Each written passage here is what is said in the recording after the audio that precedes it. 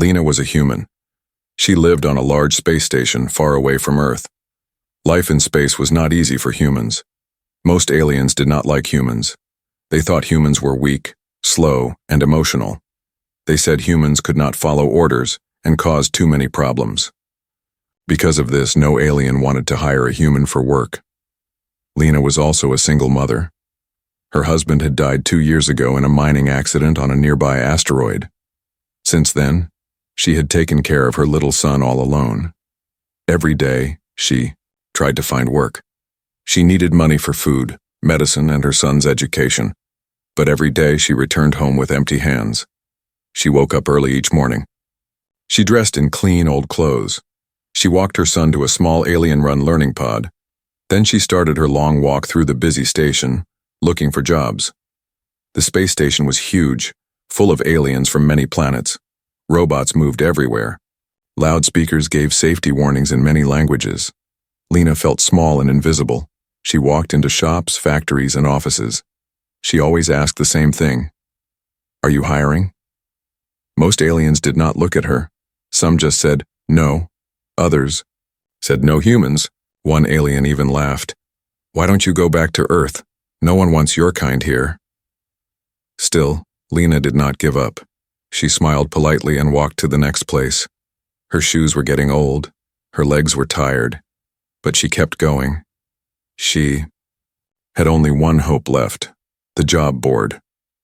It was a large digital screen in the station center. It showed job posts from across the station.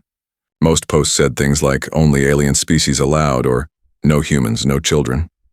She read each one carefully. Then something strange appeared. Assistant needed.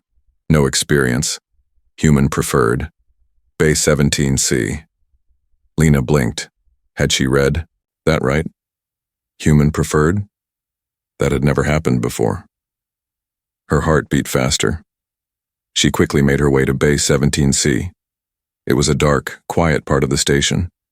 Few people came here. The walls were old. Some lights were broken. She found the door.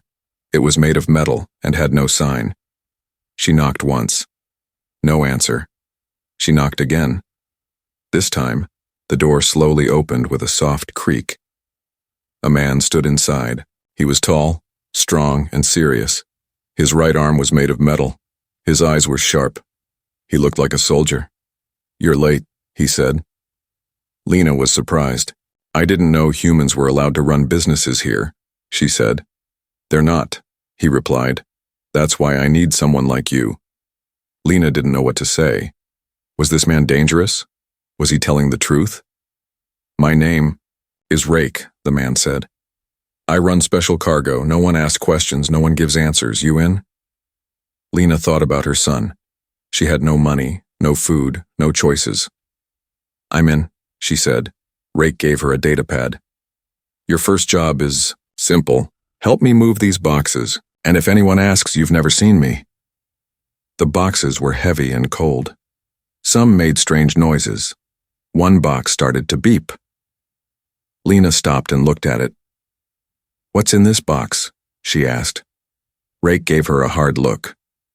"I said no questions." Lena nodded and kept working. As they loaded the last box, she heard voices outside. Alien voices. Loud and angry. They were coming closer. Rake turned off the lights. "Hide," he whispered. Lena hid behind a large crate. She held her breath. 3 aliens walked in, tall and armed. They looked around. "We have reports of illegal cargo here," one said. Rake smiled. "You've got the wrong bay." One alien moved closer. "You're a human. Humans don't own bays." Rake stepped forward. "I'm not just a human. I'm a problem." The alien didn't like that answer. He raised his weapon. Suddenly a flash of light came from Rake's metal arm. The weapon fell from the alien's hand. The other alien stepped back. "You have no proof," Rake said calmly. "Now leave." The aliens looked at each other. Then they left, but not happily. Rake closed the door. He turned to Lena. "That was close." "What are you really doing here?" Lena asked. Rake looked at her for a long time. Then he said, "I'm helping humans survive. The aliens want us weak." I say no. Lena didn't fully understand, but she knew one thing. This man was dangerous, but maybe he was also her only chance. Rake smiled. "You've got guts, I like that. Come back tomorrow, same time." Lena walked home, her legs still tired, but her heart was lighter. For the first time in months, she had a job. A strange job, a risky job. But it was something, and maybe, just maybe it was the beginning of something big. The box was still beeping. Even after Lena left the cargo bay and walked home, the sound of that soft beep echoed in her mind. It wasn't loud, it wasn't fast, but it felt dangerous. She didn't sleep well that night. She kept thinking, what's inside that box? Is it legal? Am I helping a criminal? But when morning came, she got up anyway. Lena dressed quickly. She gave her son breakfast and dropped him at the learning pod. She didn't say anything to him about the box or the man with the metal arm or the aliens with guns. She just kissed him and said, "Be brave today." Then she went back to Bay 17C. Rake was already there. He was checking a small screen. When he saw her, he nodded. "You came back," he said. "You said I had work," she replied. He gave a small smile. "Most people don't return after hearing that beep." "I'm not most people," Lena said. Rake nodded again. He handed her a thin scanner. "Then prove it. Scan this box. Tell me what you see." Lena looked at the box. It was metal and round-edged. It was the same one from yesterday, the one that beeped. She slowly pointed the scanner at it. The screen lit up. A single word appeared. Life form. Lena looked at Rake. "There's something alive in here?" Rake took the scanner back. "Yes, and we're taking it off this station today." Lena didn't know what to say. A living thing. Inside a locked box? Was it an alien? Was it human? Rake began loading the box into a hover cart. "You asked me yesterday why I need a human helper. Here's the truth. Most aliens won't touch this cargo. They're scared. They think it's cursed, dangerous, illegal." "Is it illegal?" Lena asked. Rake paused. "Depends who you ask." He pushed the cart toward a small ship docked in a private hangar. The ship was black with no name or ID. Everything about it looked like a secret. "We're flying this out of here," Rake said. "I need your help to get past security." "Me?" Lena stepped back. "I don't even know how to lie." "That's why they'll believe you," Rake said. "You're a mother. You look honest. They won't think you're part of anything dangerous." Lena didn't like this plan. But again, she thought of her son. She thought of the empty fridge. She thought of the alien jobs that never came. "Fine," she said. "What do I have to do?" Rake gave her a bag. Inside it was a set of ID cards, a fake permit, and a small ear device. "You'll walk in front of the cart," he said. "Smile. Talk to the guards. If they stop you, show the permit. I'll be behind you. Silent." Lena took a deep breath. She nodded. They began walking. The hall to the launch zone was long and cold. Security bots watched from the ceiling. 2 alien guards stood at the checkpoint. They were large and had blue skin. Their eyes glowed yellow. One of them raised a hand. "Stop. What's in the cart?" Lena smiled politely. "Medical supplies. For a private clinic on Moon 7. "Permit?" the guard asked. She handed over the fake permit. Her hands shook a little. The guard looked at it, then looked at her, then looked at the cart. "What's your name?" he asked. "Lena," she said. "I'm just helping. The clinic needs these supplies fast." The guard stared at her for a long moment. Then he gave back the permit. "Go." Lena let out a silent breath. She walked forward. Rake followed. Once they were out of sight, Rake leaned close. "You did good." But then suddenly the beeping got louder. Beep, beep, beep. Rake opened a panel on the cart. His face changed. "We have a problem," he said. "What kind of problem?" Lena asked. "The life form is waking up," What is it? You'll see soon? They entered the ship quickly. Rake locked the doors. Lena followed him to the cargo hold. He opened the box. Inside, floating in a clear tank, was a small creature. It had soft silver skin, large black eyes, and a glowing mark on its chest. It's a child, Lena whispered. Yes, Rake said. And it's not just any child. It's from a royal alien family. They tried to kill it. I rescued it. Why would they kill a child? Because it's half human, Rake said. Lena stepped back. Her mouth went dry. You mean someone had a child with a human? Rake nodded. And that someone was me. Lena stared at him. The silence between them felt heavy. Now do you understand? Rake said. The aliens don't just hate humans. They fear us. They fear what we might become. This child is proof. Lena looked at the small sleeping face in the tank. What do you want me to do? She asked. Rake looked tired now, not just in his face but in his soul. Help me protect her, he said. Help me get her to safety, somewhere the aliens can't find her. Lena didn't answer right away. She looked out the window of the ship. Stars moved slowly in the distance. She thought of her own son. She thought of a world where humans had no place, no jobs, no safety, no voice. And then she looked at the child again. I'm in, she said quietly. Rake nodded. Then get ready. We're not just moving boxes anymore, we're starting a war. The stars were watching. That's what Lena thought as the ship left the station and moved into deep space. Out here, there was no law, no noise, no aliens shouting, no humans allowed. Only silence and fear, not fear of space. Fear of what they were carrying. Inside a small tank, the child floated quietly. Half human, half alien. Born in secret. Hunted by its own blood. Lena stood by the tank, watching the small creature sleep. It had started glowing. Not a bright glow, just a soft light like a firefly underwater. Rake had said the child's power would grow, and when it did, many would come to destroy it. Why is she so special? Lena asked. Rake was flying the ship. He didn't turn around when he answered. Because she can do something no full alien or full human can do. Like what? She can bend energy, feel thoughts, even move things with her mind. When she grows, she might even control machines just by looking at them. Lena stepped back. That's not a child, that's a weapon.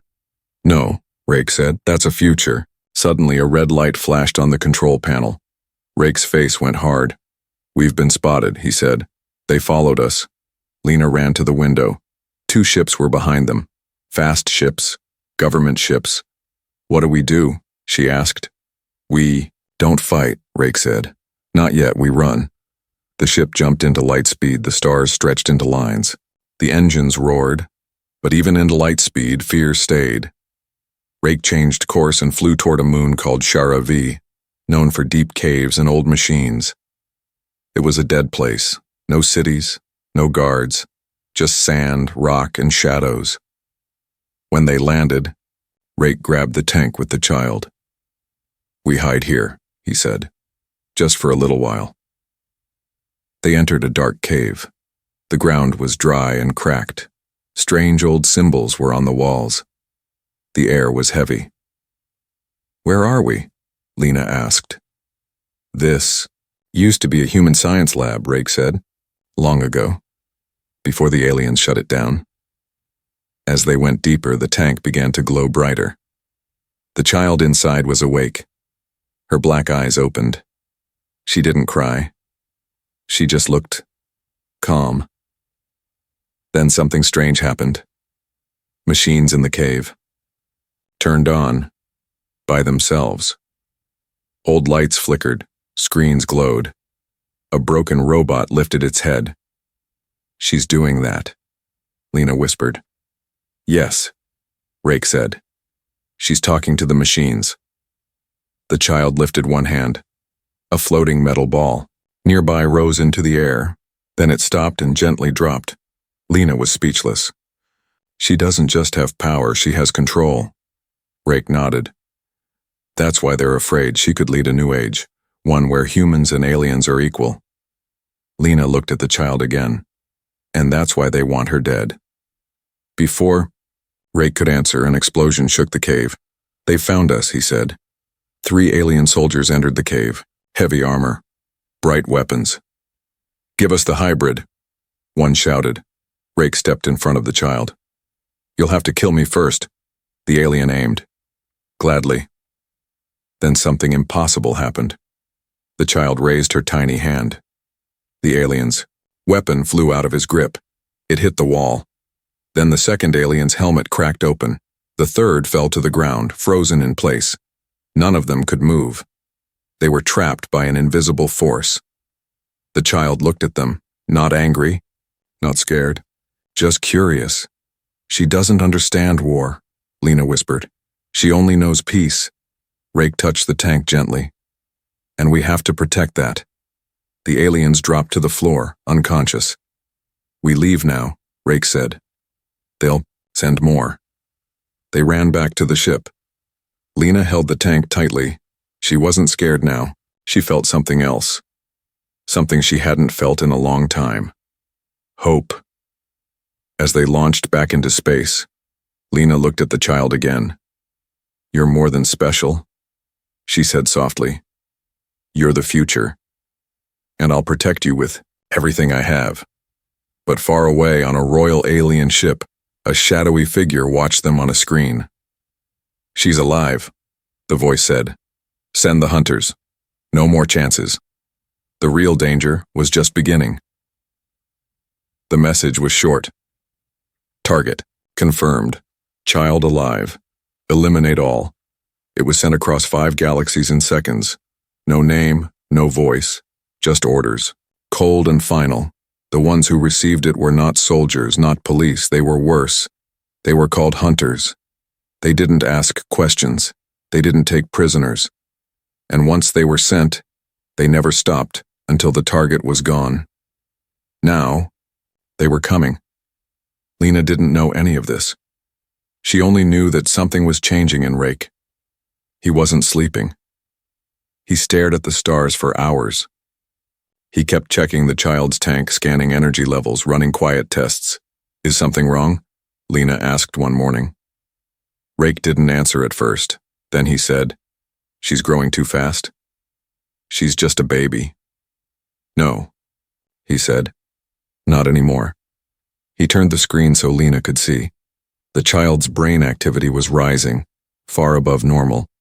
Her body was changing faster than any human or alien child should. She's adapting to space, radiation, gravity shifts, things that would kill a normal baby. Lena looked into the tank. The child blinked once, slowly. Her glowing mark pulsed, with a soft hum.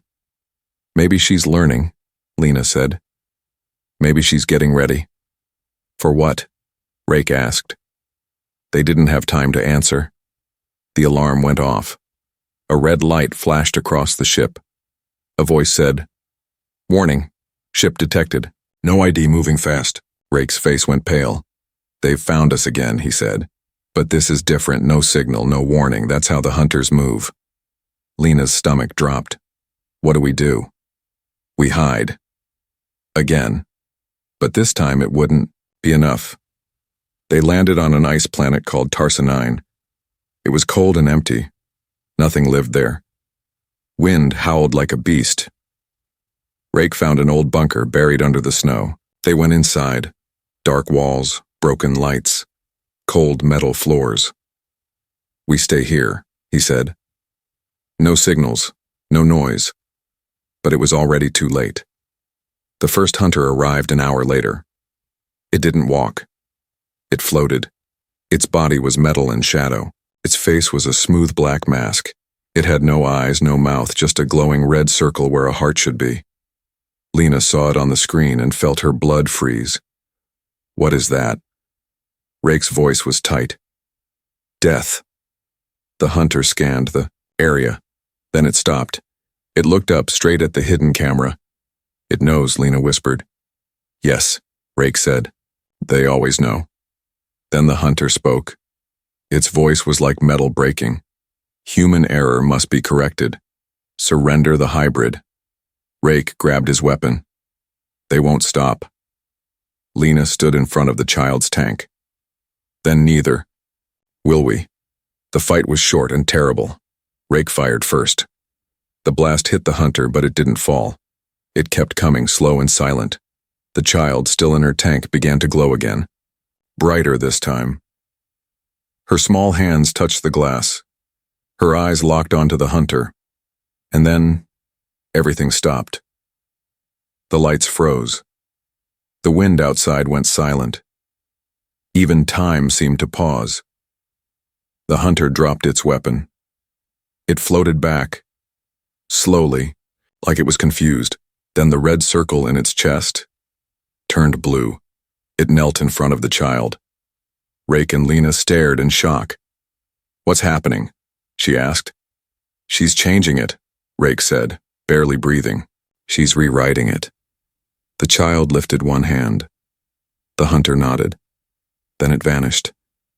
Not exploded. Not broken. It simply shut down. Later, Rake sat in the quiet room, staring at the dark shell of the hunter. "She didn't kill it," Lena said. "She freed it." Rake looked at her. "No one's ever done that, not to a hunter. They don't feel. They don't think." She made it think. Rake stood. His voice was serious now. "She's not just powerful, Lena. She's dangerous to the system. She could end wars. She could stop armies. She could make machines think for themselves. That's why they fear her." Lena looked at the child again.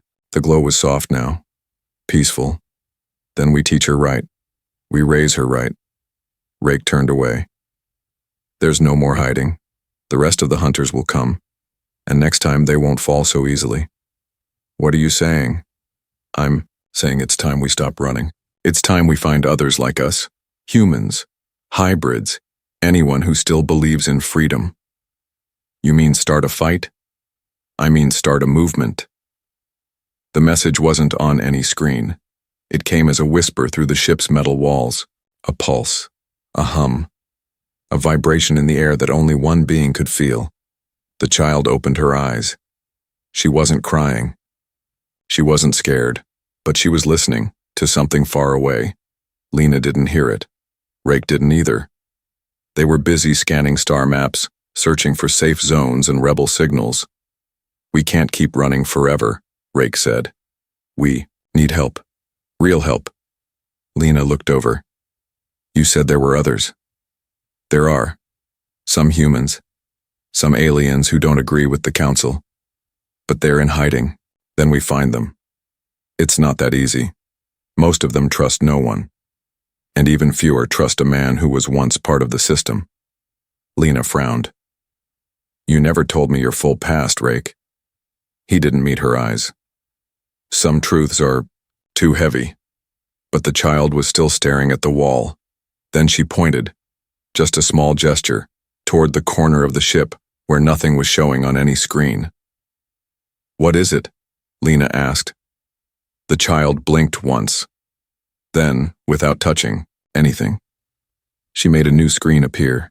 Not a system screen, a hidden one. Rake stood up sharply. "That's not possible." On the screen, strange symbols began to type themselves out. Then a single line in human English appeared.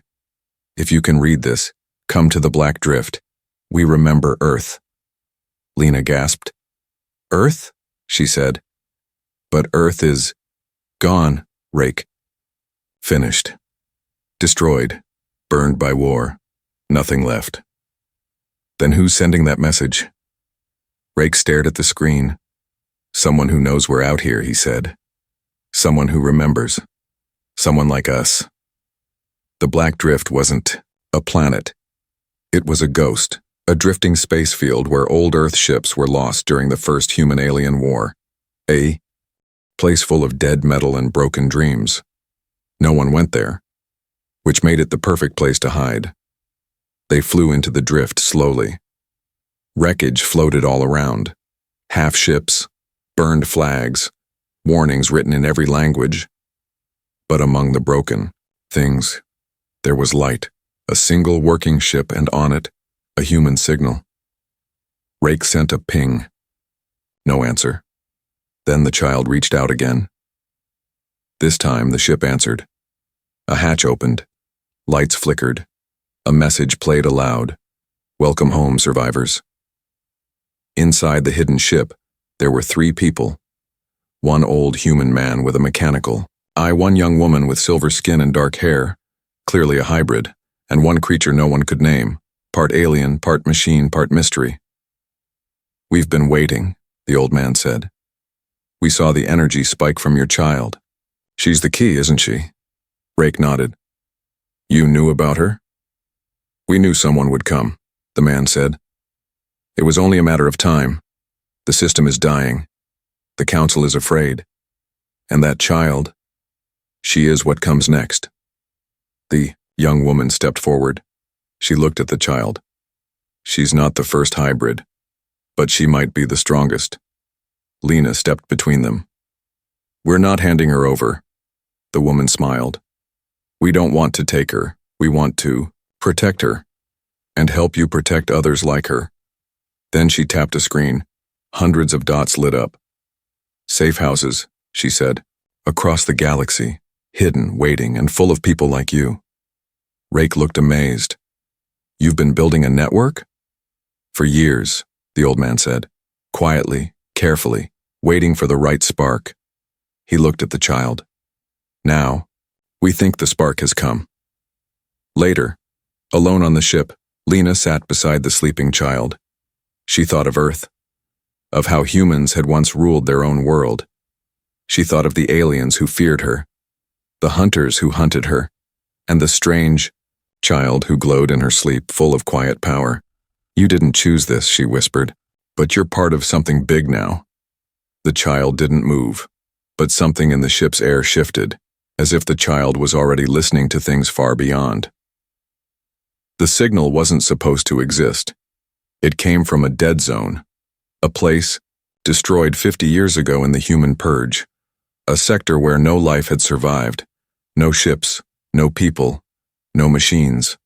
But now, it was sending a message, and that message was human.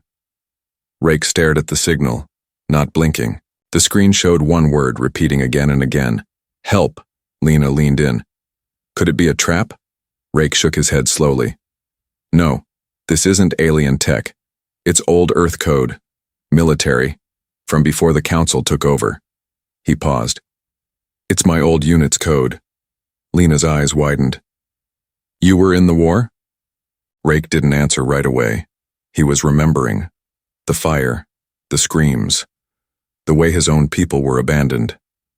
Yes, he said at last. And this message is from someone who should be dead. They flew to the dead zone, against all advice. The rebel network warned them to stay away.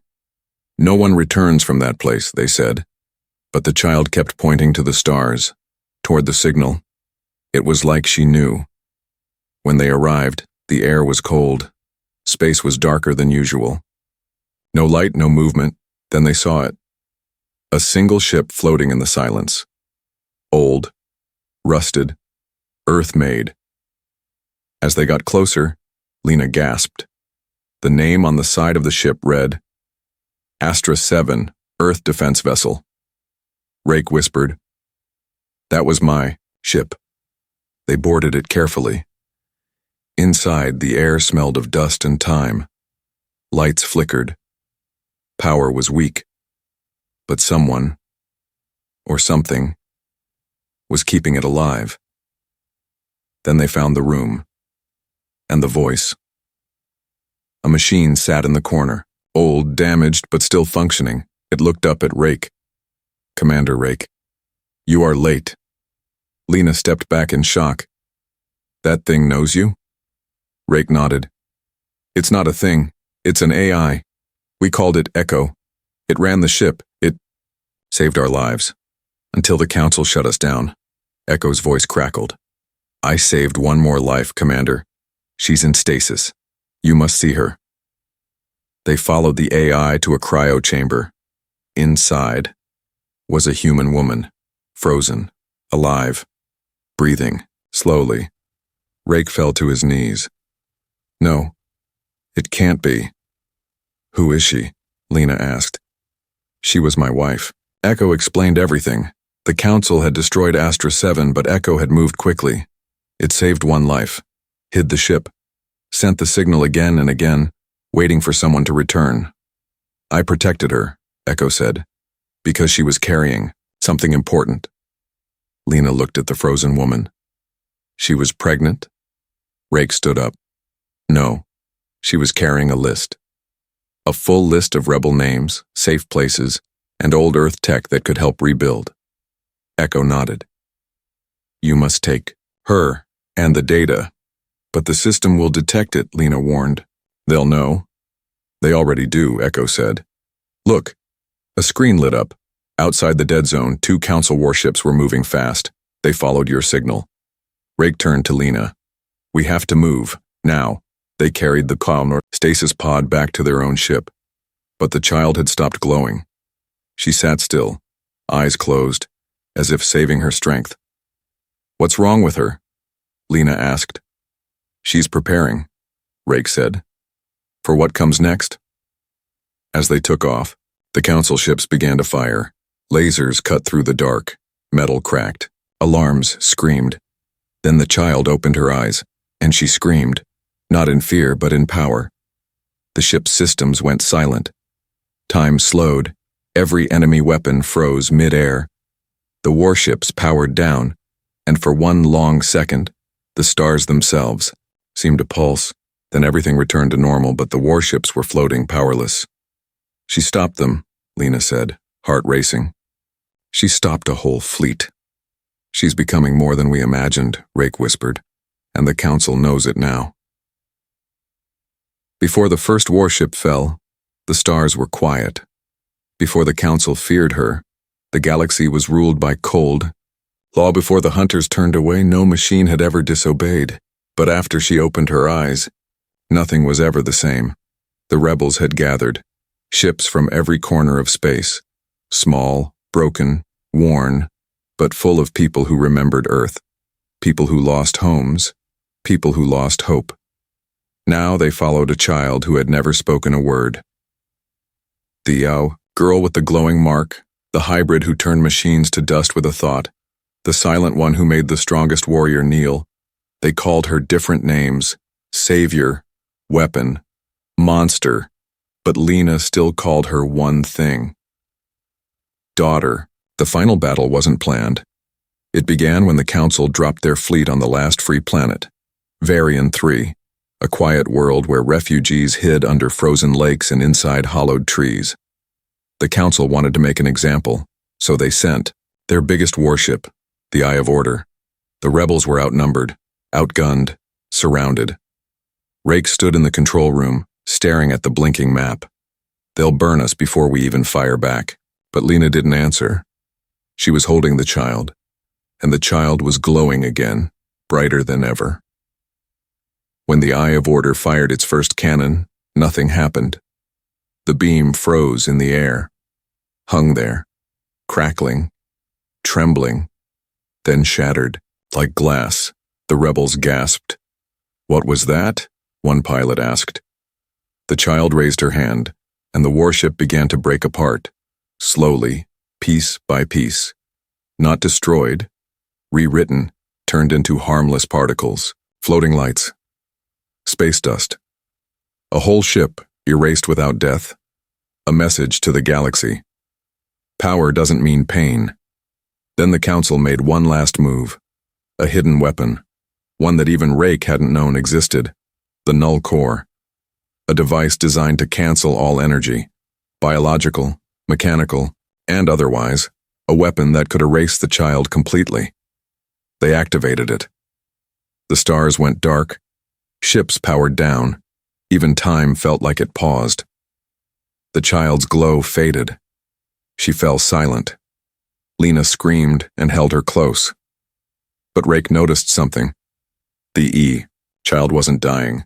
She was transforming. In the darkness, She opened her eyes once more.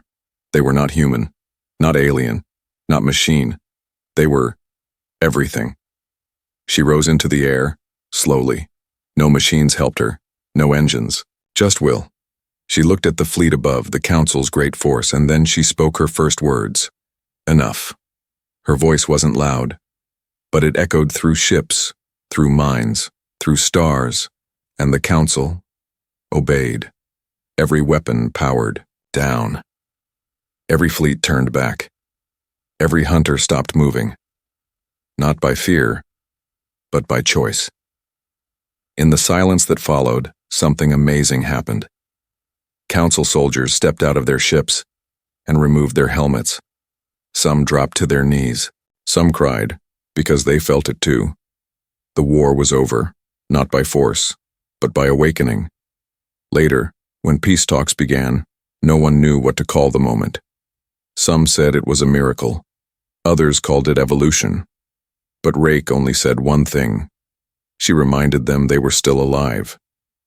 Lena stood beside him holding the child. She didn't destroy, she said. She healed. 1 year later, the Council no longer ruled. Humans had a home again, not one planet, but many. Aliens who had once feared them now stood beside them, and the child? She never spoke again. She didn't need to. Her presence kept peace. Her silence brought calm. Her story became legend, not of war, but of a single mother, a forgotten soldier, and a child no one wanted, who saved a galaxy that had already given up.